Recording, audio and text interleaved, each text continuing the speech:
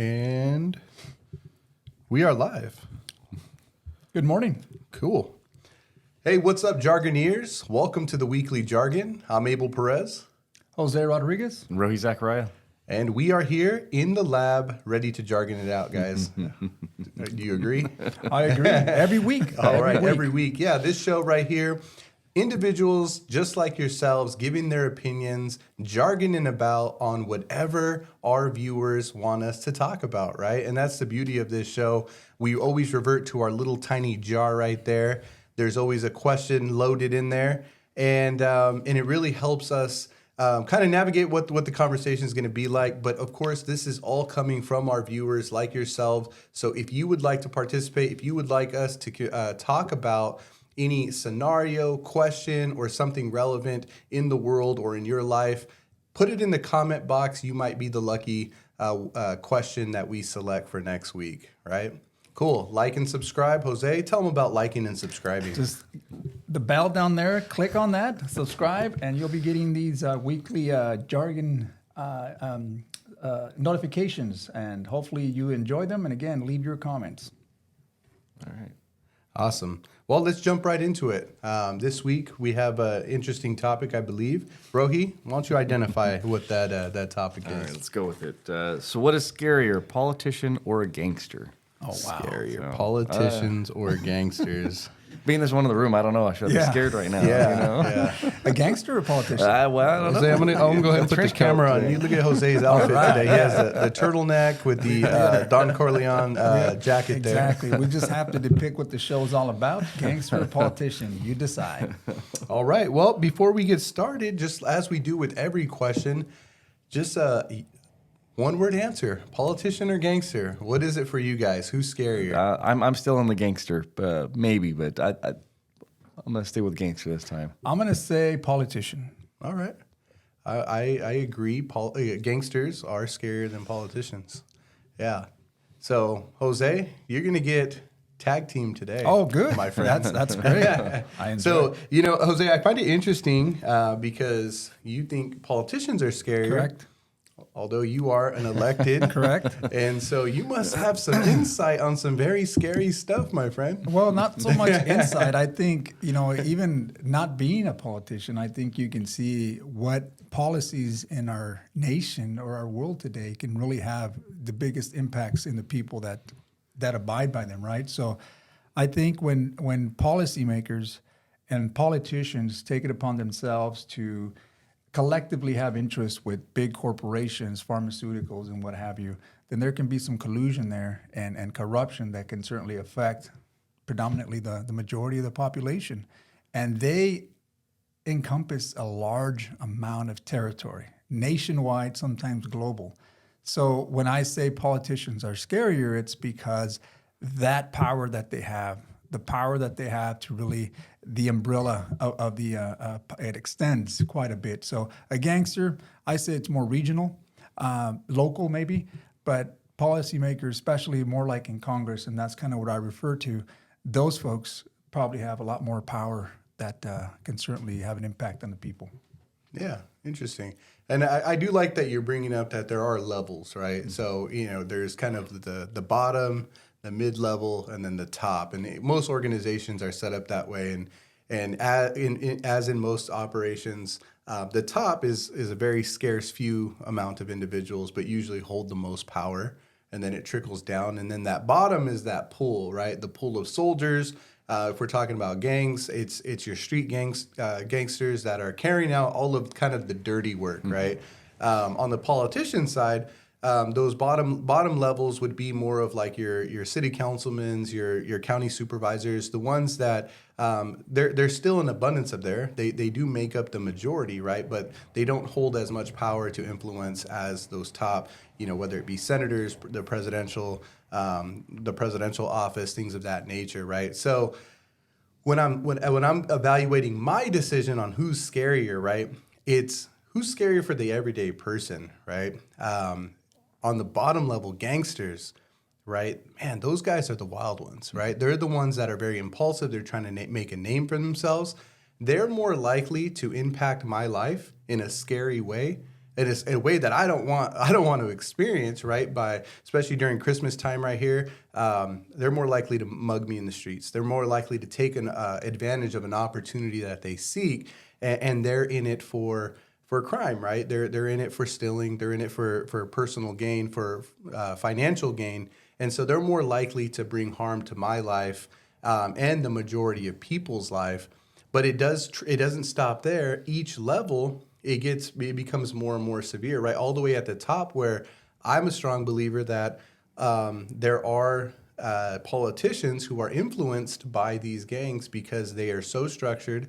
They have such a large grip and umbrella over many of these, politicians, that they're the actual shot callers, right? So they're the ones, in a way, pulling these strings, dictating what policies and things of that nature are being, had. So for me, within those different levels, it gets really scary, and it gets progressively scary, right? So what do you think, Rohi?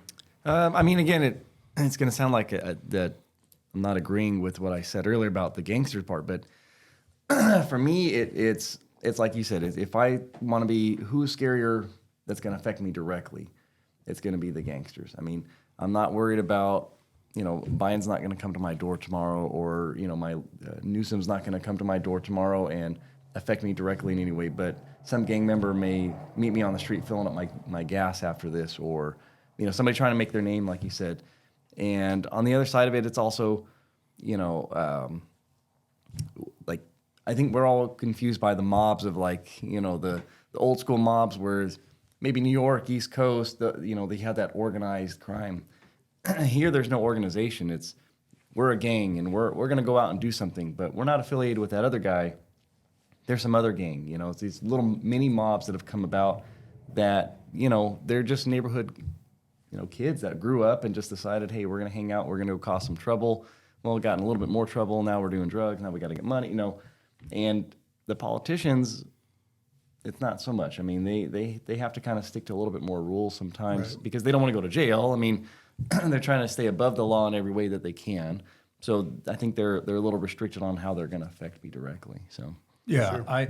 I just want to make sure that we defined both, right? I mean, because a lot of times, we talk about gangsters. There, yeah. I mean, we're talking about low-level gangsters. Are we talking about, now you mentioned mob, you mentioned other, but gangs really exist within any organization. And one can say that we are a gang, right? Yeah, Because we're a gang.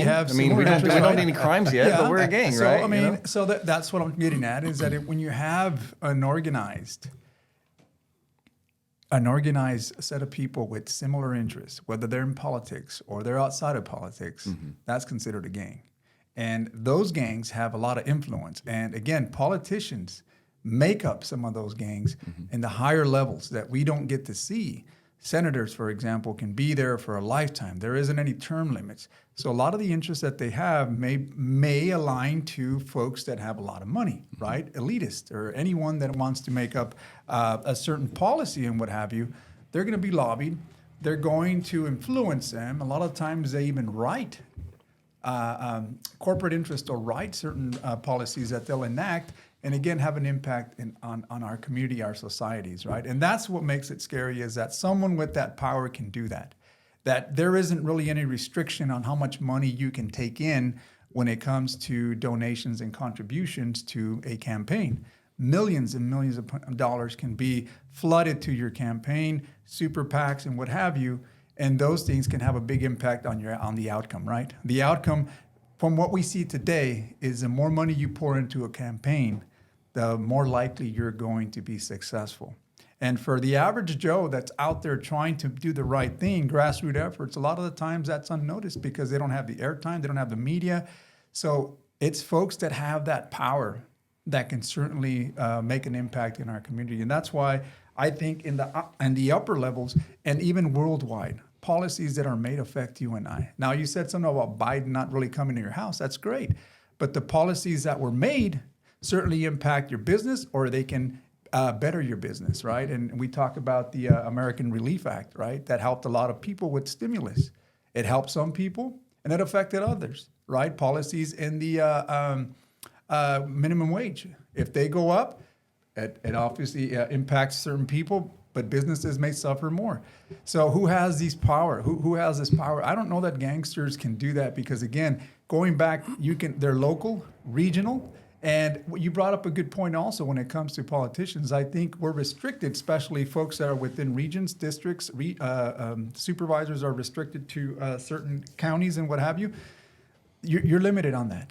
But anybody outside of that, that's in the U.S. Congress and or Senate, certainly holds more power. But I think when you go worldwide, that's where I would disagree, because I think, yes, as Americans, the things we don't see, maybe we saw a little bit in 2020, like the rioting when people were upset.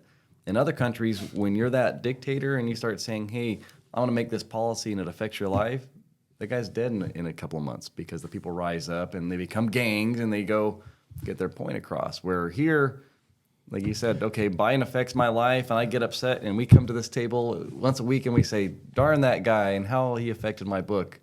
But how does he get killed? Who typically runs those type of operations, right? CIA of America? Well, there's operations, right? And I mean, I hate to go back. I love history, right? And I always say this, but even back in the Roman times when you had a Senate, you had a developed Senate, no emperor would really take and run anything without the approval of the Senate. And within these politicians right here, they came from very wealthy, generational wealth, and they just came from very wealthy families.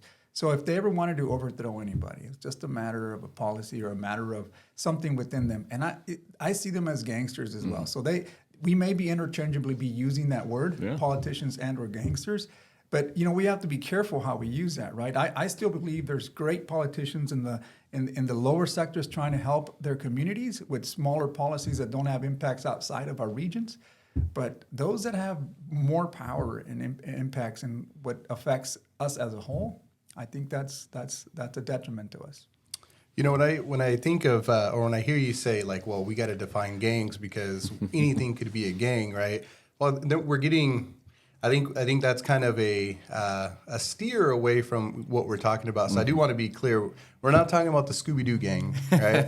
we're talking about organized crime. Your big high level gangs, whether that be your Sureño gang, Norteño gang, the Italian mafia, those gangs that are in it for crime, the ones that are strong arming people, the ones that are willing to go the ultimate limit of murder for their best interest of things, and that's kind of where it takes it from, right? In the Roman times, you had a form of structure, you have senates, things of that nature, but history's always said whoever's willing to take it to that next level, whoever's willing to pull that trigger, go where no other man's willing to go, they usually win, for that short term, right? They usually get what they want.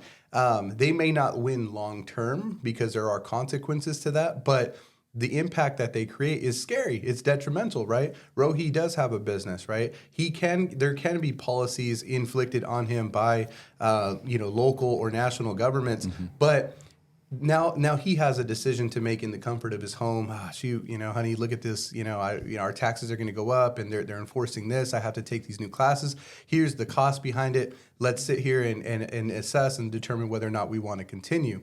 Now, if a local gang says, hey, here's a gun shop here in our town, we need more weapons, right? Here's an opportunity.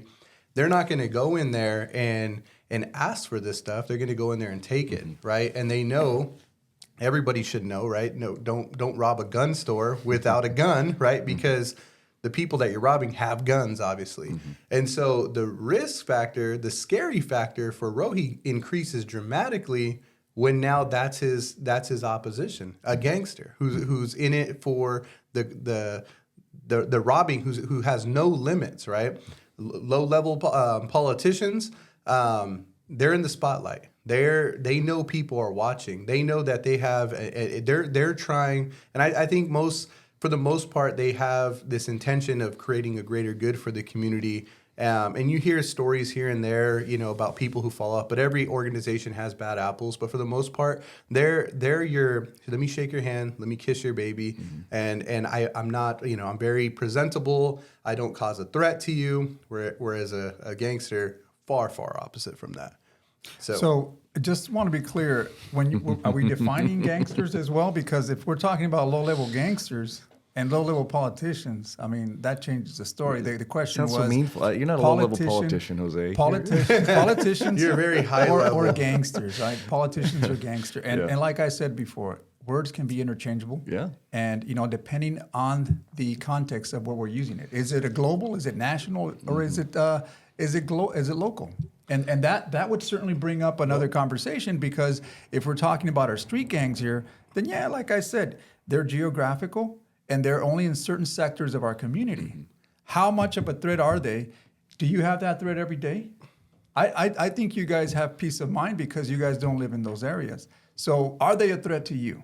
But those individuals come to the areas that, they come to the areas to rob to rob the people who have the Christmas tree up. to rob the people. You're not going to rob your neighbor who also has very little. I tend to disagree there because they're territorial and they try to stick within their regions there. That's why they claim certain streets, they claim certain sides. So for them to really make a trip across town to try to rob you is very unheard of here in our community. But that's what I'm getting at. If it's a local level... If I were you, I would go on to Madera PD or Fresno PD and look at all the Ring apps that are out there. Suburban neighborhoods, Christmas lights everywhere, and people getting stuff stolen from their porches on a daily basis. They're coming over. They're, it's that's the reality. Okay.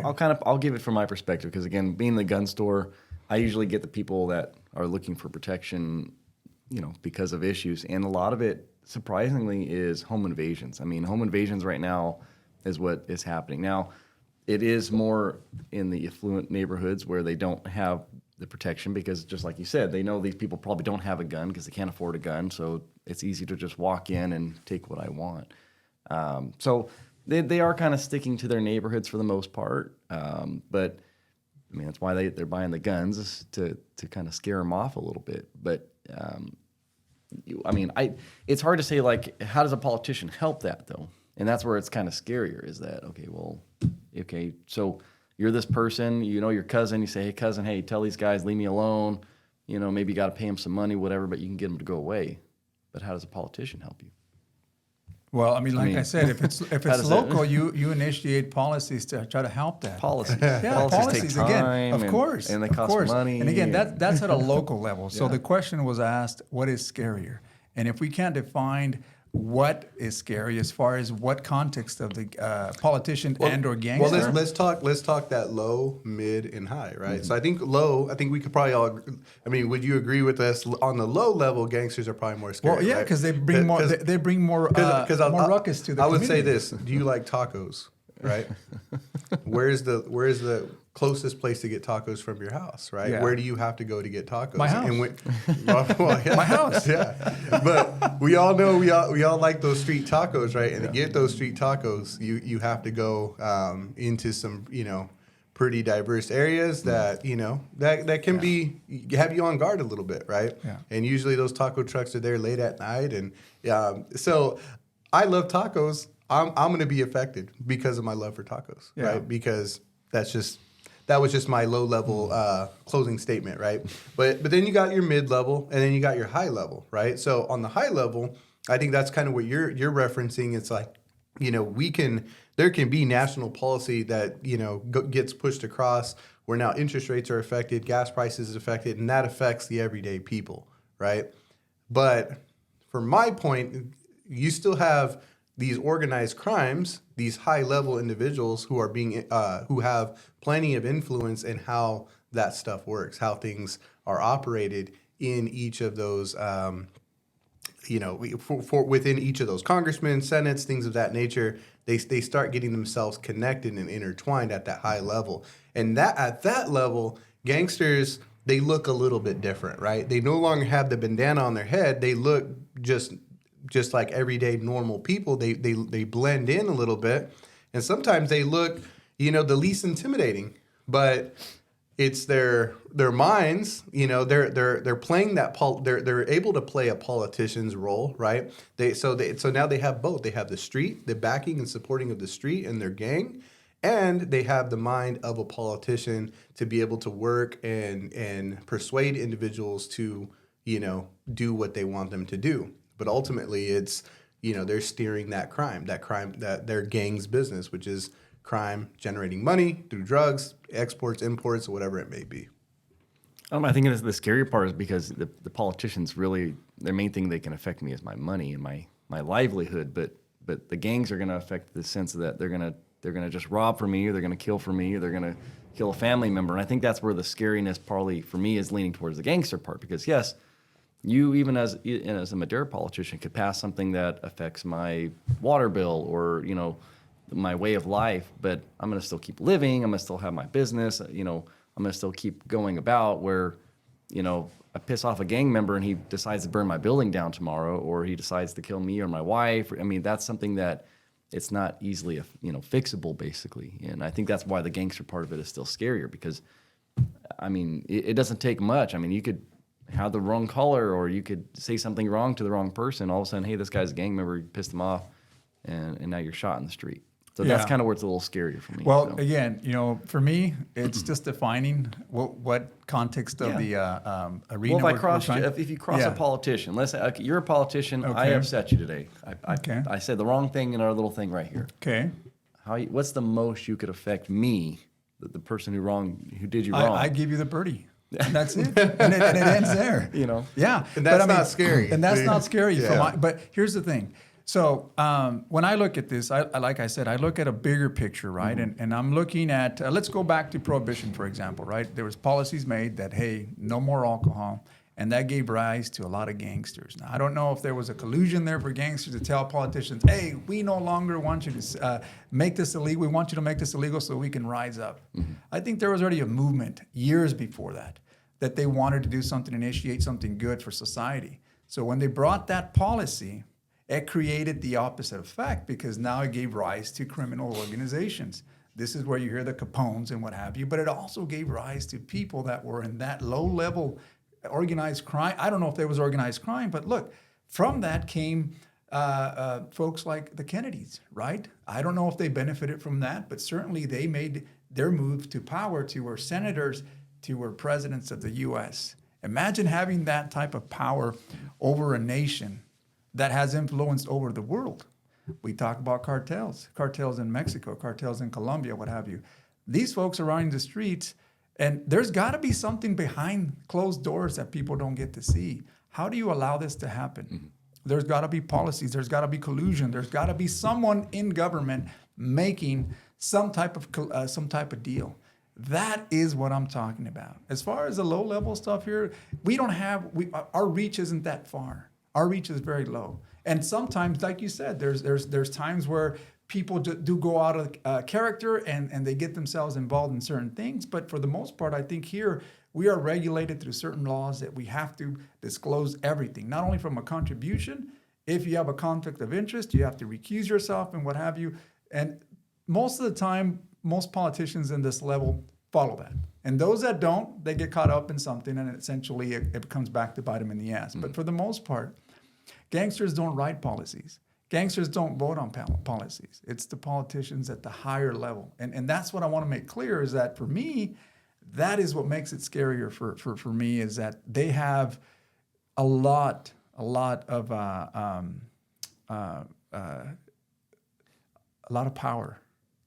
power in their hands that can really impact us as a society. Okay. Yeah, I think the old Hollywood Godfather series is always coming to mind with this, right? And it's like, man, you have all the politicians, all the judges in your pockets, right? And that's, so if we're talking about history, I mean, those, that series obviously based loosely off of the actual 5 families that ran the New York area, right? But those were realities. There were and are senators who do have influence or are being influenced by these organized crimes at a very high level. There are judges that do get, turned and maybe their wrists are twisted a little bit to do what's what's for the greater good of this criminal organization. That's what's scarier for me is, we say for the most part, and we have policies, we have regulations. We all know bad guys don't follow policies or regulations, right? It's like the old thing.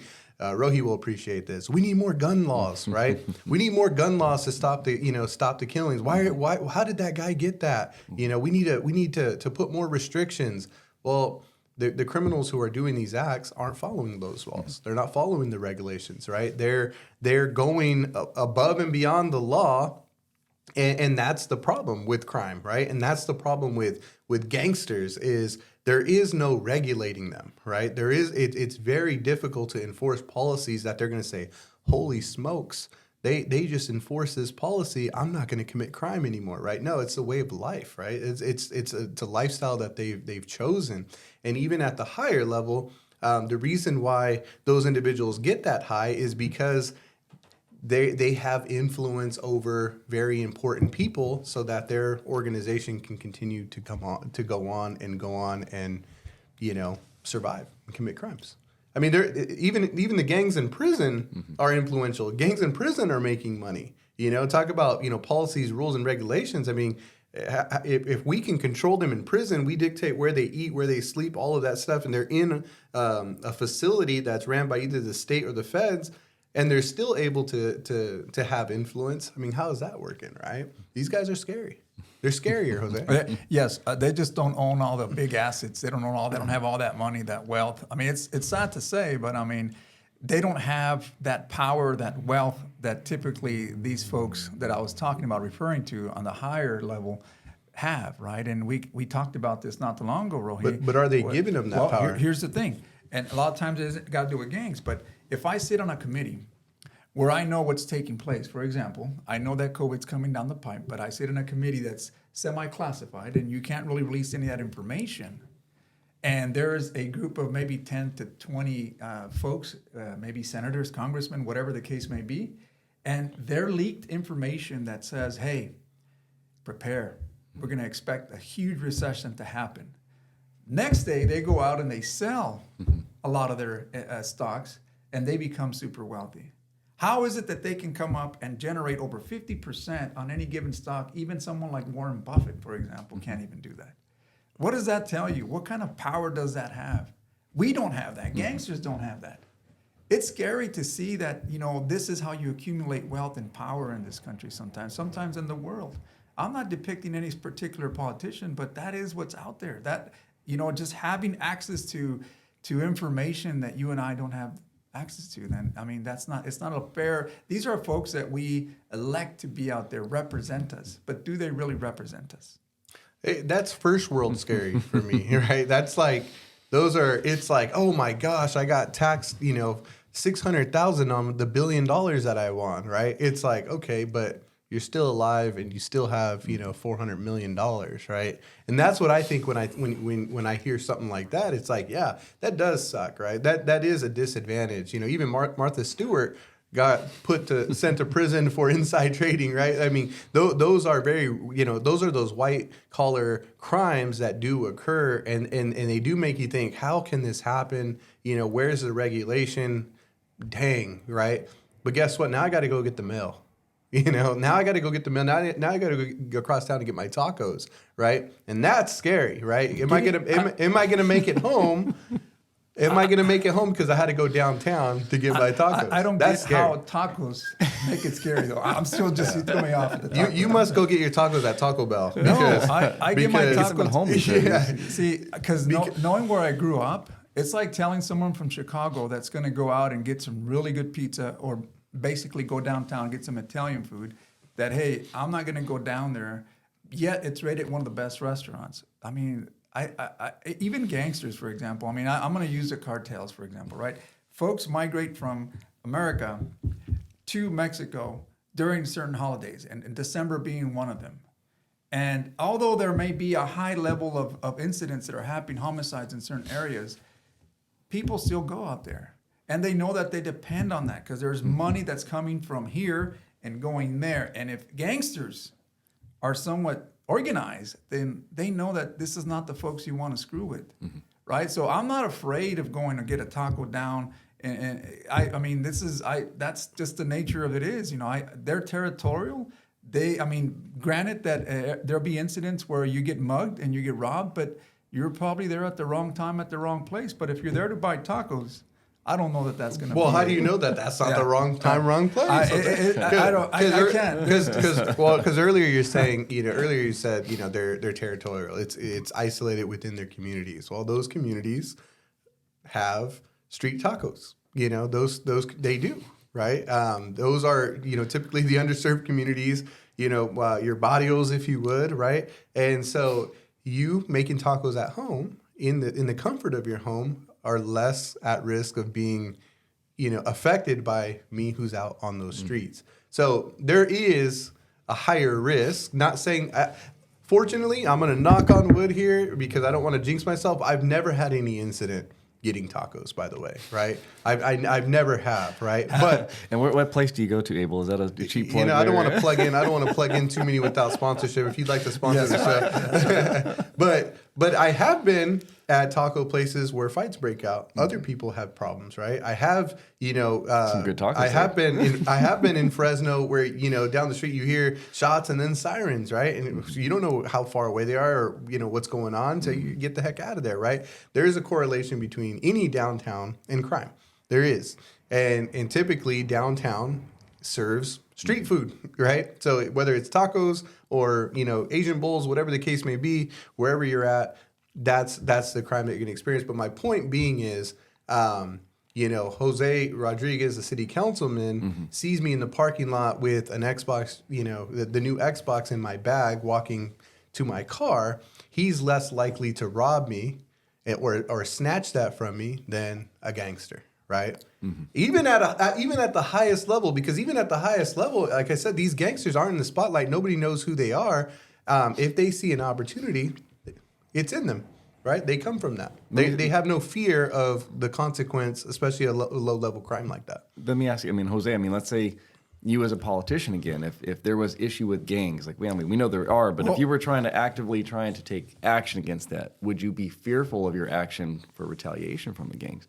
Or do you feel, because you say you as a politician is scarier, but do you ever feel nervous that if I make this law that says you can't wear this color downtown anymore because we're going to stop gang violence, are you fearful at the back end of that the gangs are going to retaliate? I think the misconception is that you're taking me as a politician. Okay. I'm scared of, but it's fine. I respect your question. So you're asking me if I would be fearful if I enacted a policy that would affect that person that robbed me. Is that what you said? Yeah. Yeah. Well, there's already. Obviously we have laws, right? And when somebody robs you, then it's a violation of the law. You get arrested for that. So it doesn't matter if you do it to me as a politician or you do it to an innocent bystander.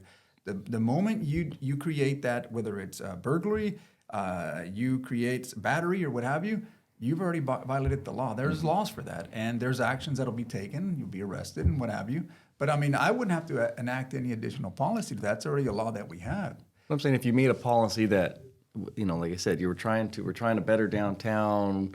We want to make sure, hey, from after 10 p.m. you can't wear a certain affiliated colors downtown strip. Maybe that was something that came about. Yeah, Would you be nervous as a politician passing that because now, again, the gangs are scarier, now they could affect your livelihood? And I'm sure there's policy and enforcement regarding graffiti and what have you, but when it comes to curfews, I don't know that I'd be violating anybody's rights in doing so. But again, this would be just one of 7, so it's a collective deal. I wouldn't be able to enact any policy myself. It would have to be a collective vision between me and the rest of the council. But again, the question that was asked here earlier was, are politicians scarier than gangsters? And again, I try to explain that with me, I'm talking and I'm referring to the higher level folks that are out there that have a lot more reach than we do here at the local level. At the local level, I don't know that we can impact someone to where I create or I have a problem with one of the gangsters.